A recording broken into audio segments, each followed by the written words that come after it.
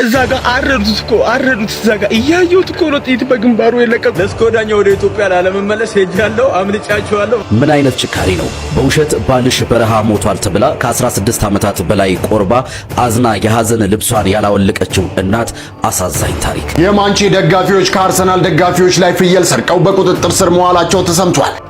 አመለጥኳቸው እኮ በነፃ ሊያደባደቡኝ ነበር። አመለጥኳቸው። አሁን ይኸው ቱርክ ነው ያለ ነው አበሻ።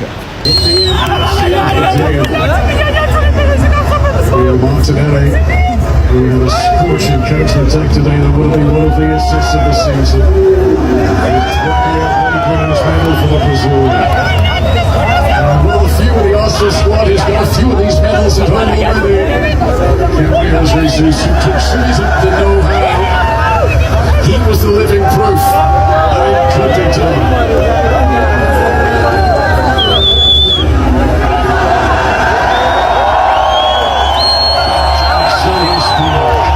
How fitting that this is the stage for Udinese today.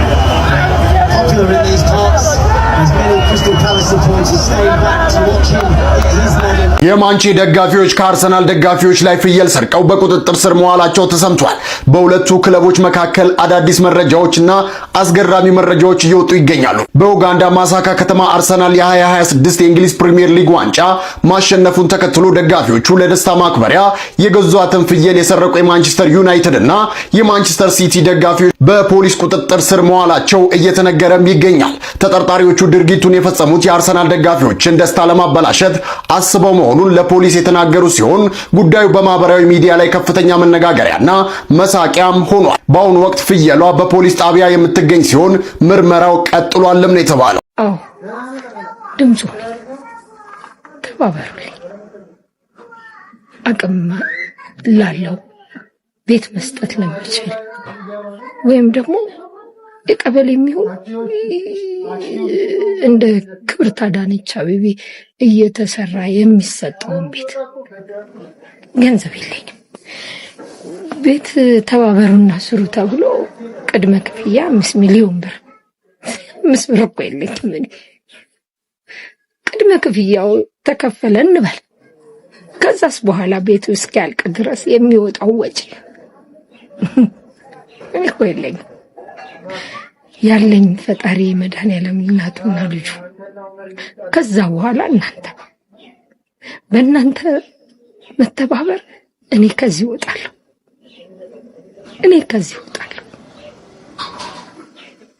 ለኢንፍሉዌንሰር የምንከፍለው ድንቡሉ የለም ሲሉ ባለስልጣኑ አስታወቁ።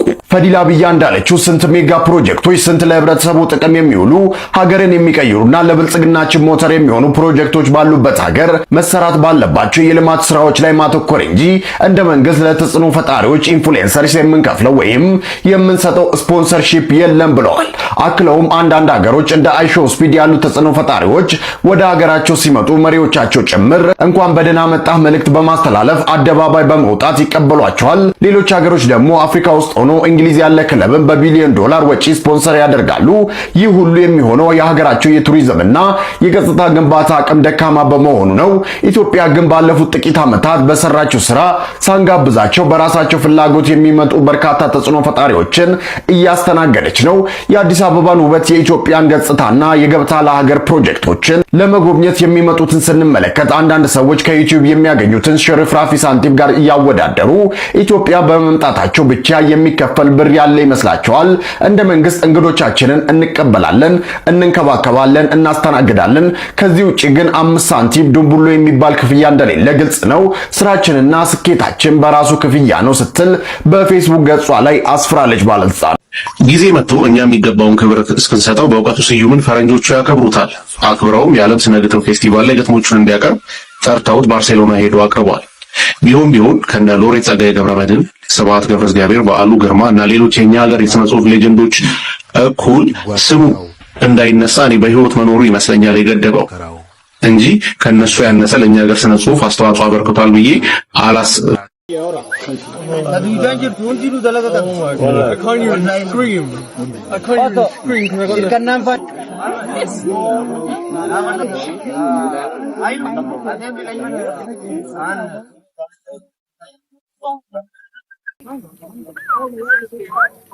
በቃ እግዚአብሔር በቃ ይሰጠው በቃ ገና ከጀርባ ይቀራል።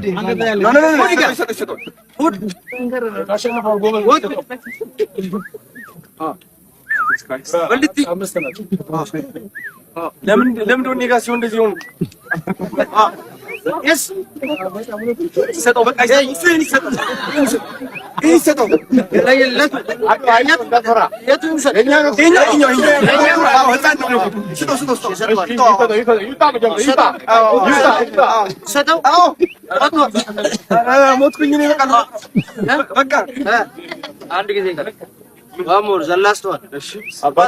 ምን አይነት ጭካኔ ነው? በውሸት ባልሽ በረሃ ሞቷል ተብላ ከ16 ዓመታት በላይ ቆርባ አዝና የሐዘን ልብሷን ያላወለቀችው እናት አሳዛኝ ታሪክ። ነገሩ እንዲህ ነው። ከገጠር ወደ መሃል ከተማ አዲስ አበባ ህይወታቸውን ለመቀየር ባልና ሚስት ይመጣሉ። ነገር ግን ህይወት እንዳሰቡት አልሆነችላቸውም። ሚስትየው ባትስማማም ባልየው ግን ወደ በረሃ ከአዲስ አበባ ውጪ ሄዶ ህይወታቸውን ለመቀየር ወስኖ ከቤት ይወጣል። በዚህም ለተወሰነ ጊዜያት በጓደኛው በኩል ሄደ ከተባለበት ሀገር መልእክት ይመጣላት ነበር። ከዕለታት በአንድ ቀን ግን ባልየው በተላላፊ በሽታ መሞቱንና ወደ ሰዎች እንዳይተላለፍ ብለው እዛው በረሃ እንደተቀበረ ያረዷታል። ሚስትየውም እርጉዝ ነበረች። በታሪኩ እንደሚሰማው ከሆነ ሚስትየው ህይወታቸውን ለመቀየር ብሎ በረሃ እንደቀረ ለ16 ዓመት ሙሉ ጥቁር ልብስ እንዳላወለቀች ጸጉሯንም እንደምትላጭና ቆርባም ቀሪ ዘመኗን እየገፋች ነበር። ህይወትን ለማሸነፍና ልጃቸውን ለማሳደግ ያገኘችውን የጉልበት ስራም እንደምትሰራ ትናገራለች። ነገር ግን ከዕለታት በአንድ ቀን ለምን የቢሮ ስራ አልሞክርም ብላ ልትቀጠር ማተሚያ ቤት ጀነራል ማናጀር ቢሮ ትገባና ያየችውን ማመን አቃታት። ዴስክ ላይ ያለው ስም የልጇ አባት ለ16 ዓመታት የሐዘኗን ልብስ እንኳን ያላወለቀችለት የባለቤቷ ስም ነበር። እርሷም ሳታቅማማ ማንነቱን ጠየቀችው። እሱም አረጋገጠላት። እርሷ ግን ጉስቁል ብላ ስለነበረች ሊያውቃት ቢቸገርም እሷ እግሩ ስር ወድቃ ይቅርታ እንዲያደርግላት መማጸኗን ጀመረች። እኔኮ ዓለምነሽ ነኝ፣ ባለቤትህ እኮ ነኝ። የሆነ ኃጢአት ባልሰራ ሞቻለሁ ብለ ራስህን ደብቀ ይህን ያህል አትኖርም ነበር። ከሙት በላይ ኃጢአት ሰርቼ ነው መሰለኝ፣ ይቅር በለኝ ብላ ተማጸነችው። እርሱ ግን አዲሱን ትዳሩን ስለምትበጠብጥበት ከቢሮ በፍጥነት እንድትወጣለት ያስጠነቅቃት ጀመር። ሞታል ብሎ ያረዳት ጓደኛው ባለበት ሽጉጡን አውጥቶ እያስፈራራ ገፍትሮ ከቢሮ በዘበኛው እንድትወጣ አረጋት። ተስፋ የቆረጠች እናት ራሷን ለማጥፋት ጊዜው ያለፈበት መድኃኒት ከሚጣልበት ቦታ ለቃቅማ የቤቷን በር ከውስጥ ቀርቅራ መድኃኒቱን ጠጥታ ስለነበረ በጊዜ ደረሰላት አልነበረምና በህይወት ብትተርፍም ለረጅም ጊዜ ግን በግሉኮስ ሆስፒታል ለመቆየት ተገደደች። በመጨረሻም ከብዙ ዓመታት በፊት ጸበላቸውን ተጠምቃ ልጅ ይሰጣሉ ተብላ ሄዳ ተስላ ልጅ ወዳገኘችበት ገዳም ወደ ዝቋላ አቦ ገዳም ላትመለስ ገባች። እማሆይ ሆነች። በስለት የተገኘችው አባትሽ በረሃ ሞቶን የተቀበረው አባት የለሽም ተብላ እየተነገራት ያደገችውን ብቸኛዋን የስለት ልጇን ጥላ በስተመጨረሻ የክርስቶስ ሙሽራ ሆነች። እስቲ ልጠይቃችሁ፣ ይህ የክህደት መግለጫ ባልየውን በሕግ ተጠያቂ እንዲሆን አያደርገውም? ሐሳብ አስተያየታችሁን ጻፉልኝ። መልካም እንደምትወዳት ንገራት። ሕይወት የብድር በሬ መቼ ሁሌ ይጠመዳል። ለጊዜው ብቻ የመጣ ጊዜው ሲደርስ ይሄዳል። የተሰጠህ ጸጋ ሁሉ ደግሞ ካንተ ይወሰዳል። ቀለበት አምባር አይደሉም እጄ ላይ ሁልጊዜ የሉም። ቀናት፣ ሳምንታት፣ ወራት ዛሬውኑ አሁኑኑ እንደምትወዳት ንገራት። አበቦች ሁሉ ሳይረግፉ፣ ሙዑዝ ሽታዎች ሳይጠፉ፣ ያጸድ በሮች ሳይቆለፉ፣ በንቦች ጎዳና ላይ ተርቦች ሳይሰለፉ፣ በነፋስ ክንፍ ሳይመታ ሕይወት የላምባ መብራት አሁኑኑ ዛሬውኑ እንደምትወዳት ንገራት። ርቃ ሳትገሰግስ ገና ስንቋን ስትደግስ እንዲሁ እንዳማረባት ቀልብህ እንደቀረባት መቃብር በመዳፉ እንደ ጠጠር ሳይቀልባት አፈሩን ሳትዛመድ ወደማትቀባው አመድ ወደማትስበው አየር ሳትቀየር አንተም አንደበት ሳለ እሷም ጆሮ ሳያጥራት ዛሬውኑ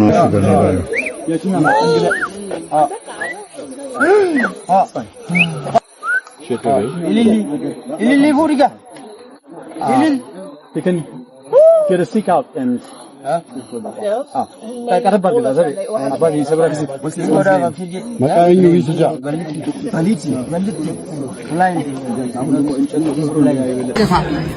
Yes. Ay tigabanya asofi ay lityaja sitem. Oh hey.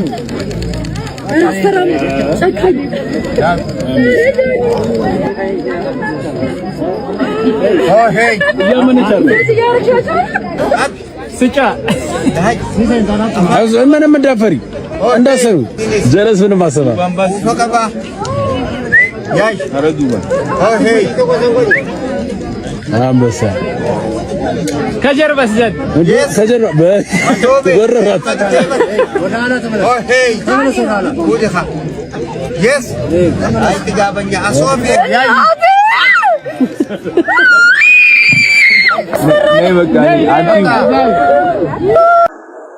አበሻ አምልጫለሁ። የምን ውድድር ነው? ውድድር በነፃ ላይ ያለባልኩኝ ማለት ነው። በነፃ አረ ሲያምርሽ ይቅር ጌችና የኢትዮጵያ ሕዝብ ሲያምራችሁ ይቅር በነፃ ልታለባልኩኝ ማለት ነው። ያው ዩሮፕ ገብቻለሁ። ያው ቱርክ ነው ያለሁት። አልተገናኘንም። እኔ ፕሮፌሽናል ነኝ። ፕሮፌሽናል ውድድር ለመወዳደር ለስኮዳኛ ወደ ኢትዮጵያ ላለመመለስ ሄጃለሁ። አምልጫችኋለሁ። በነፃ እናንተ በነፃ ቢዝነስ ልትሰሩብኝ ነበር። ሲያምራችሁ ይቅር። ግን አንድ መስፈርት አለኝ።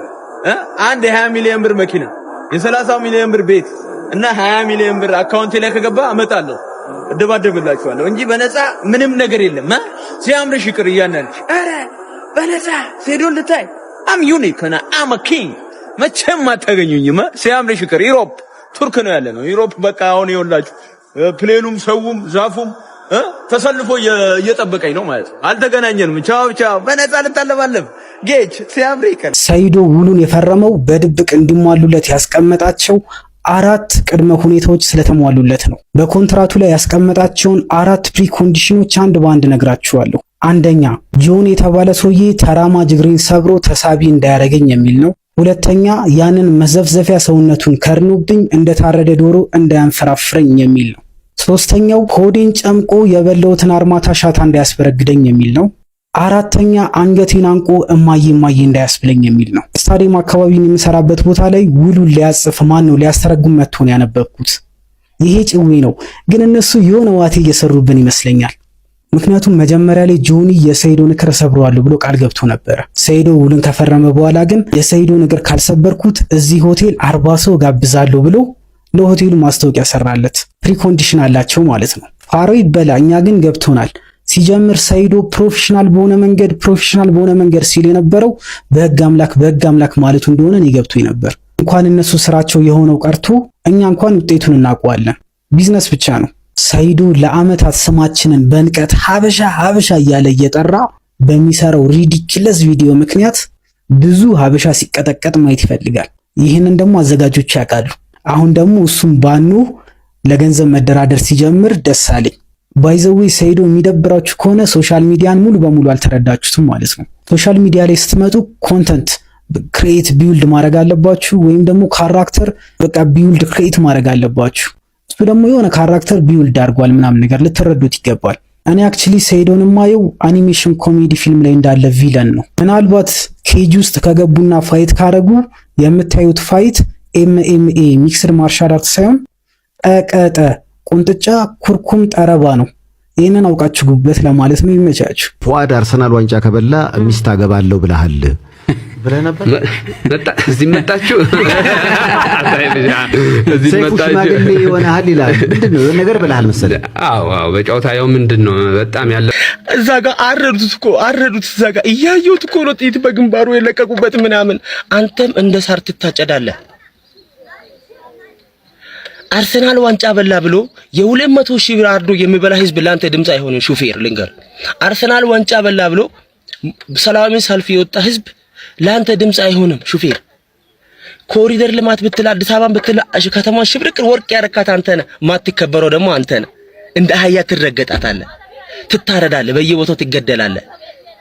አንድ ሹፌር ሞቷል ድምጽ እንሁን ብለን ተመካክረ ምናምን ስራ ልናቆም ስናስብ አንደኛው በዛ ጋር ክራይ አስጨምሮ ላጥ ይላል። ይሄ ይገባላል ላንተ። ሹፌር ሲሞት ድምጽ ካልሆንክ ዛሬ ነገ አንተም ስትሞት ማንም ሰው ድምጽ አይሆንም። በቃ ጮኸን መብት ያጠነው ነገር ቢኖር ሹፌር ለሹፌር ምንም መብት እንደ ሹፌር የተረገጠ የለም፣ እንደ ሹፌር የተናቀ የለም። እንዲህ ላብ እኮ እንዲህ በቂጡ ፍንክት መሃል እኮ እንደ ቦምባ የፈሰሰ ስራ እየሰራ ከሱ በላይ ምናቅ የለም። ለምን ይመስላችኋል?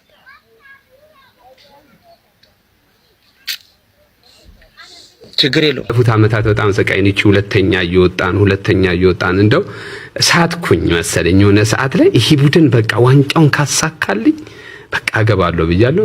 ያው አሁንም የማግባት ምቾት ላይ ነው ያለን እውነቱን ለመናገር ምንም ከዚህ ዋንጫ ጋር ሰሚ አናገባም እንዴ? አዎ በቃ አሁን ሰምሯል እውነት መግባት አስተምሮ ጠንከር ያለ ጥያቄ ልጠይቃችሁ። ከአምስቱ አዕማደ ምስጢራት ሶስቱን ቶሎ ፈጥኖ የጠቀሰ ከአምስቱ አዕማደ ምስጢራት ሶስቱን የፈጠነ ከአምስቱ ምን አዕማደ ምስጢራት አዕማደ ምስጢራት ምስጢረ ስላሴ ምስጢረ ቁርባን አንዳንድ ተርታቸው አንሞክር። ይሄንን ሳናቅ እንዴት ነው ግን ኦርቶዶክስ ልንሆን የምንችለው? አይከብድም? እሺ፣ ስለዚህ አንድ ቀለል ያለ ጥያቄ ኦርቶዶክስ ማለት ተዋህዶ፣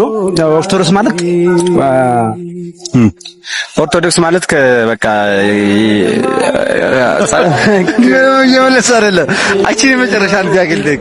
ተዋህዶ ማለት ሁሉ ነገር ሁሉ ነገር በራስ ያው ለየት የሚያደርገው ኦርቶዶክስ ማለት ከሌላው ተዋህዶ ማለት የሃይማኖት የተለየ የራሱ ተዋህዶ ያለው የራሱ አንድነት ያለው ማለት ነው። ይህ ቪዲዮ ሰይጣን በሌላ አይሰራም ወይም ደግሞ በስመ አብ ወወልድ ወመንፈስ ቅዱስ ስል ከኔ 40 ክንድ ይርቃል፣ ስለዚህ ምንም የሚያስጨንቀኝ ምን ጋር ጫፌ ላይ አይደርስም ለሚሉ ምስኪንና ሞኝ ሰዎች ነው። ሁላችሁም ላይሆን ይችላል፣ ግን አንዳንድ ሰዎች ስላሉ ነውና እውነት ነው። በስመ አብ ወወልድ ወመንፈስ ቅዱስ በጣም ትልቅ ስም ነው። በጣም ትልቅ ኃይል አለው። በጣም ይሰራልም ማለት ነው። ምክንያቱም የእግዚአብሔር ስም ዓለምን ያጸናም ስም ስለሆነ ማለት ነውና እንኳን ሰይጣን አይደለም ምንም ነገር በእኛ ላይ አይሰራም። እውነት ነው። ግን ይሄ ሰው በስመ አብ ወወልድ ወመንፈስ ቅዱስ ሲል ከሱ ሰይጣን እንዲርቅ ከበስመ አብ ወወልዱ ጀርባ ይሄ ሰውዬ ምን አድርጓል ነው ጥያቄው። ምን አይነት ህይወት ነው ያለክ? ምን አይነት ቅድስና ህይወት አለክ? ጥያቄው ማለት ነው። በስመ አብ ስትል ሰይጣን ካንተ ድረሽ እንዲጠፋ እንዳይሰራ ባንተ ላይ ምን እያደረግክ ነው ነው ጥያቄው። እየጸፈርክ፣ እየዘለልክ፣ እያጨስክ፣ እየቃምክ፣ እየደነስክ፣ እየዘሞትክ ኃጢአት ውስጥ ሆነ ሰይጣን አይሰራም። በስመ አብ ስለ 40 ክንድ ይርቃል ብትል ማለት ነው ሰይጣን ራሱ ይስቀብሃል እንጂ ምንም አያደርግህም ማለት ነው። አሳዝነኸው እንደው ይስቀብሃል ብዬ ነው የማስበው። ምክንያቱም ቅዱሳን አባቶቻችን ስትመለከቱ ማለት ነው ቅድስናቸውን ያገኙት ቃል ኪዳናቸውን ያገኙት ዝም ብለው አይደለም፣ ተቀምጠው በእግዚአብሔር ስላመኑ ብቻ አይደለም፣ አምነው ስለሰሩ ስለተጉ ነው፣ በፍቅሩ ስለወደቁ ነው። በዓታቸውን ዘግተው በረሃ ላይ ዋሻ ውስጥ ገብተው ለስንትና ስንት ዘመን ጸልየው ሰግደው ለፍተው ነው ይህን ቅድስናቸውን ያገኙት። ዝም ብለው አይደለም። እንኳን በስመ አብ ሲሉ የእነሱ ስም በተጠራበት ቦታ ሁሉ ሰይጣን እየሮጠ ይሄዳል ማለት ነው። ምክንያቱም የስሙን ኃይል ወደ ተግባር ቀይረውታል ማለት ነው። ከስም በዘለለ አምነዋለሁ ከማለት ከዚህ የዘለለ በጣም ብዙ ተግባር የእግዚአብሔርን ኃይል ገልጠውታል ማለት ነው።